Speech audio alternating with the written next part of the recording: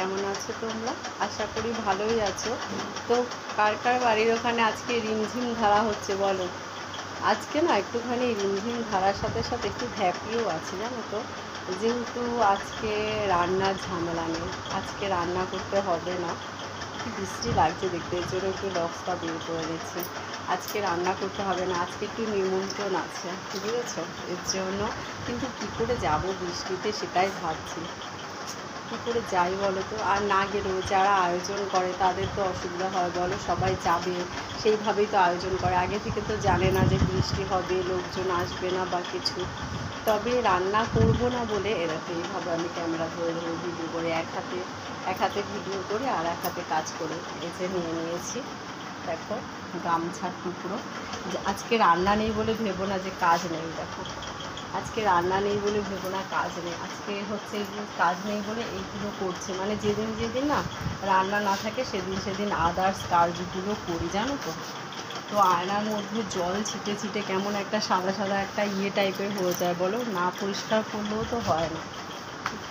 দেখো পরিষ্কার করছি, আজকে বেডশিটটা চেঞ্জ করব, কাচা তো যাবে না, এই বেডশিটটা একটু নোংরা হয়েছে তো একটু কাচবো।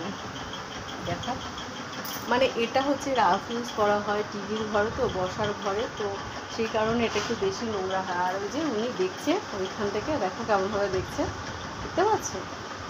উনি হচ্ছে গিয়ে সবসময় লাফালাফি ঝাপাঝাপি হচ্ছে সবসময় এই বেডের মধ্যে, সেজন্য একটু বেশি নোংরা হয়। আর এই টিভির এখানটায় বসে দাদা গাদা গাদা পাউডার দেবে, আর এই শোকেসটা পুরো পাউডারে ভরে যায়, জানো না পরিষ্কার করে করেও পারা যায় না, এত নোংরা করে না কি বলবো। মানে নোংরা মানে পাউডারের সাদা সাদা হয়ে যায়, মনে হয় কি যে নোংরা পড়েছে। তো একটু টুকটাক কাজ করি, আর জিমির রান্নাটাও করে রেখে যেতে হবে, দাদার জন্য রান্না করতে হবে না, দাদা হোটেল থেকে নিয়ে এসে খেয়ে নেবে হয়তো, না কি আজকে দাদা অফিস যায়নি, ছুটি নিয়েছে বোধ হয়, এবার সেটা আমি জানি না, যদিও দেখো এইগুলো কীভাবে পরিষ্কার করছি আমি। আর এখানে পুরো সাদা সাদা পাউডার দিয়ে পুরো মানে মনে হচ্ছে কি নোংরা পড়েছে, সাদা সাদা এরকমভাবে প্রচণ্ড নোংরা। তো কী আর করা যাবে, খুব বৃষ্টি হচ্ছে আজকে, জানলা টালনাগুলো নোংরা, এগুলো সব পরিষ্কার করবো পুজোর আগে আগে পরিষ্কার করে দেবো। ঘরটা ঝাড় দিইনি এখন, একটু বেলা হয়ে গেছে, একটু কাজ করছিলাম, তোমরা তো জানো যে আমি একটু সেলাই করি, তো সেই জন্য সব কাজে একটু দেরি হয়ে যায়।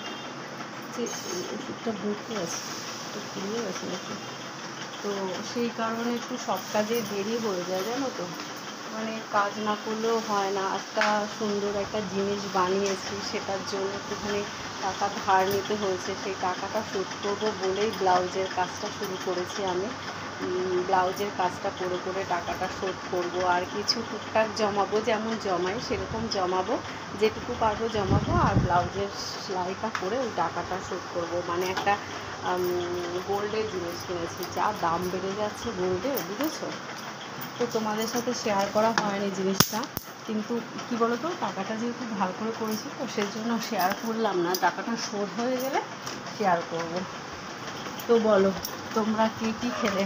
আজকে তো সকালে সুন্দর আবহাওয়া, সেই জন্য আজকে একটু পরোটা করেছি, পরোটা খেলাম, এখন খেলাম জানো, ঘড়িতে বাজে এখন 1টা প্রায়। এখন ঘরটা এটা মুছছি, এই যে বসে বসে, দেখো এই যে দেখেছো এইখানে সাদা সাদা রয়েছে, সাদা সাদা কেমন হয়ে গেছে,